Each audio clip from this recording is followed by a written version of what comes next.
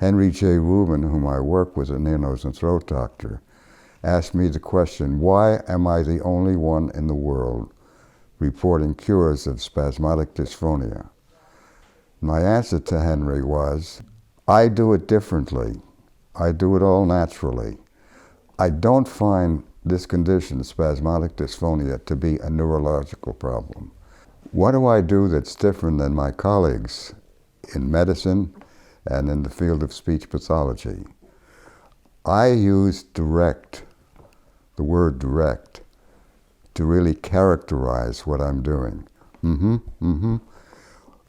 Nearly all voice problems are in the lower throat. And that's where the problem is, in the lower throat.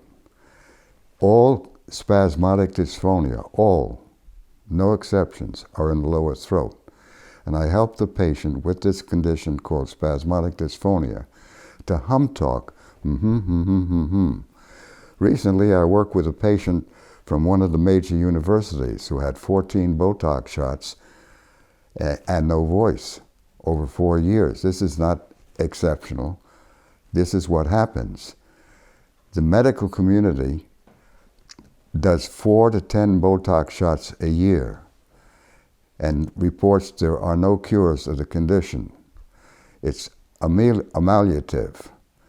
But what I'm doing is changing the focus of the voice and using the term direct voice rehabilitation, which means that I'm changing the placement of the voice up here, but not down here.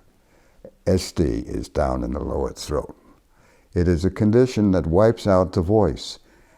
Nearly every patient with SD is talking in the lower throat. And the medical community, they're my colleagues, believes it's neurological. I cannot cure a neurological problem. I maintain that spasmodic dysphonia is not neurological. It's not Lou Gehrig's disease, which is neurological and hopeless. But it's curative, and have reported, check out my website, be surprised and be amazed to find out that I've been reporting documented cures of the condition called spasmodic dysphonia for over 40 years. The vast majority of cases, whether they have SD or any other problem in voice, is that they're talking too low. All SD is talking too low. And I simply raise the focus of voice with a simple technique I developed in 1962 called the technique. I learned it from a patient who had a very impaired voice. The head and neck division, UCLA Medical Center, where I was working, sent him to me. They didn't want to do surgery. It's called contraindicated. And I worked with him for a short period of time. He had a very strange approach when he talked. He talked like this. He was from a foreign country, talked down in the lower throat, and at the end of each phrase or sentence would say, da da da da, da da da da da, I asked him to talk on the which he did, and the growth on vocal cords disappeared. I learned it from him. He went to Dr. Jack Pressman, who was the chairman of the head and neck division, and he wanted a discount. And Pressman asked me at the time, did he learn the technique of the from you? I said, yes, Chief, he did. And that technique has been in use across the world and across medical communities. I have written a textbook called Modern Techniques of Voice Rehabilitation, 1973. It basically tells you what goes wrong with the voices that we use. We use voices that aren't ours, which means that we're talking with voices that don't fit us, that don't work for us. And these are voices that you don't want to use. Change Your Voice, Change Your Life is a self-help book I wrote, and it's in the 21st printing.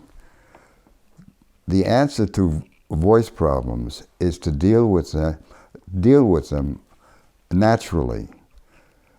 I don't advise you to avoid working on your voice, I advise you to understand how the voice works. It's built on a megaphone basis from the top of your eyebrows down to the bottom of the lower throat. It's 6 to 9 inches in length, and the narrow portion is down in the lower throat.